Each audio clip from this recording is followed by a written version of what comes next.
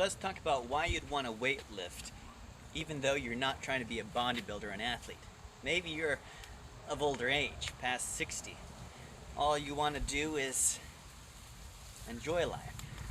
Well, to enjoy life, you want to not get injured. One of the common reasons every night when I worked in the ER for seeing an elderly person there was because they were injured. And typically it involved a long bone fracture, usually of the femoral head. It's called a femoral neck fracture. And this is a fracture related to weakness, muscle weakness and bone weakness. And typically it went like this. They wouldn't actually fall and break their hip. They'd break their hip and fall.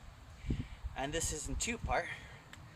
Low nutrient density over a lifetime, leading up to weakening of the bones. And two, low muscle mass. Basically, their skeletal system can't support their own weight against gravity. So they stand up and they snap their femoral neck and end up on the ground. And what often sadly happens is that they can't get up off the ground because they have no upper body strength. So it happens so often that this poor elderly person will be found by a neighbor or maybe a housekeeper days after the incident. And this was because they had no strength to help themselves get off the ground. So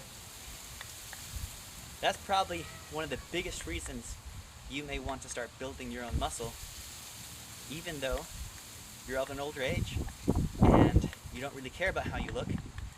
Think about it from a practical standpoint. You need to be able to push yourself up off the ground. You need to be able to pull yourself up off the ground if you find yourself on the ground when you're older. And you don't want to end up on the ground in the first place, so you want to improve your muscle mass so that you have better balance against gravity. You're better able to catch yourself if you stumble. And you don't want to fracture your bones in the first place.